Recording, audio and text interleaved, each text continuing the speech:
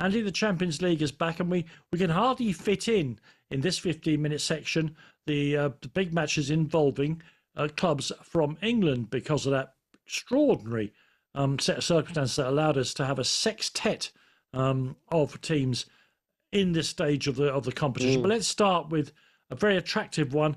Maybe not as attractive for Atletico Madrid, given the kind of form that Arsenal are in, but Atletico come to North London.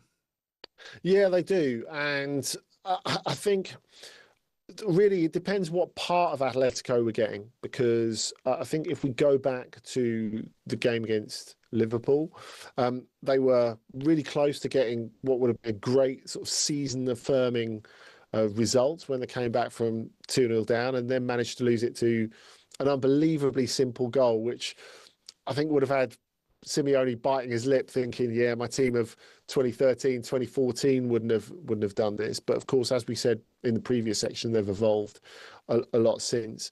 I guess we're expecting a way different game to the one we would have before.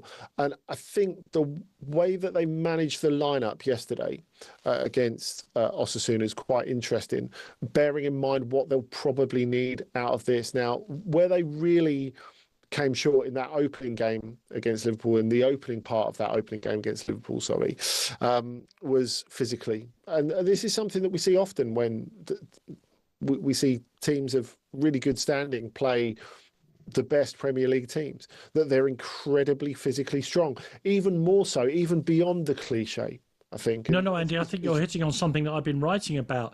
In the last 18 months, the Premier League has replaced either the Championship or Ligue 1 as the most physical league in world football. The size of the players that are being brought in now, and it's no coincidence that the two biggest teams, Arsenal and Liverpool, are the two best teams. Liverpool we'll get round to in a minute. The Premier League, as well as the technical ability and all the rest of it, you now have to confront a kind of land of the giants scenario in front of you. So it's no surprise what you're saying to me, because I've been watching it happen over the last 18 months, really.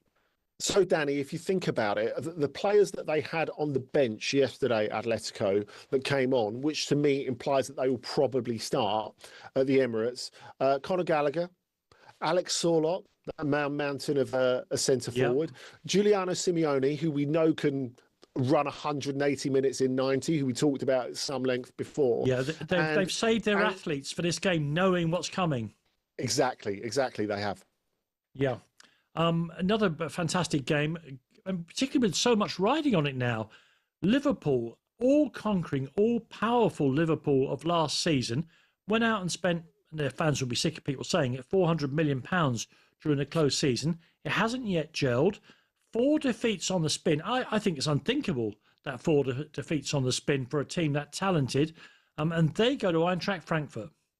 Yeah, they do. And Eintracht Frankfurt, for me, as I've said, really since the start of the season, I think they've the quality to be the next best team that are not Bayern in the Bundesliga.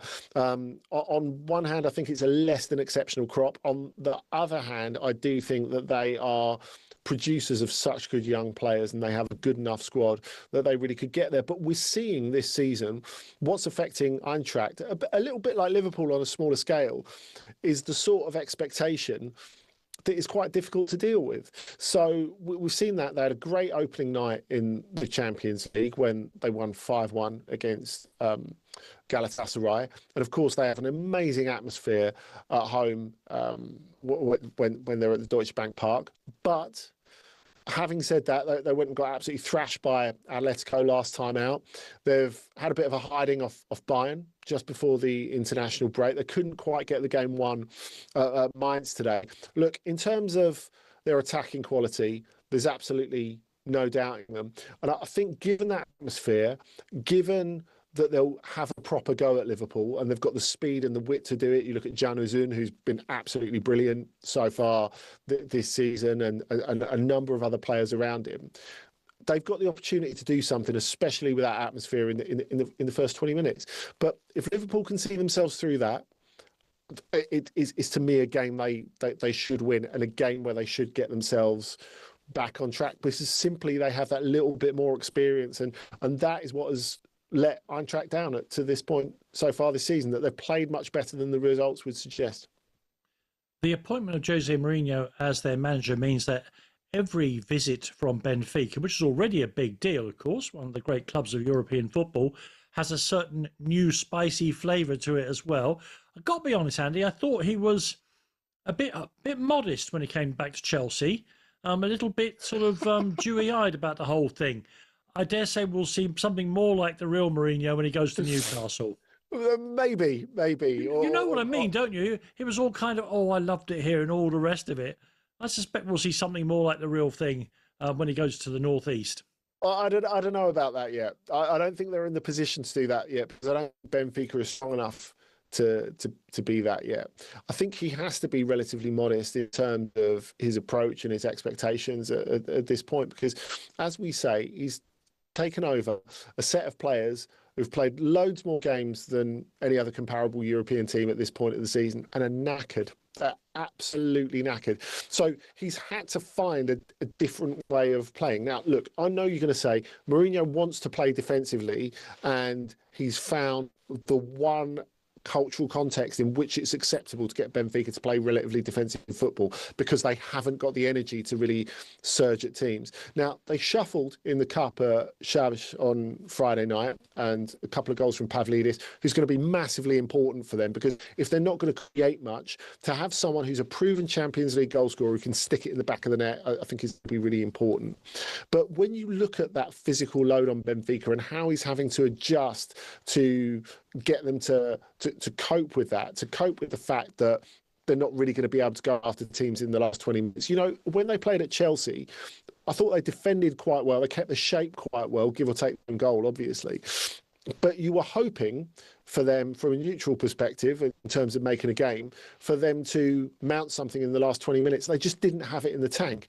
Now, I think we talked about the physical aspect of Arsenal versus Atleti. I think this is even more pronounced when it comes to Newcastle versus Benfica, because Benfica don't have that much in the tank.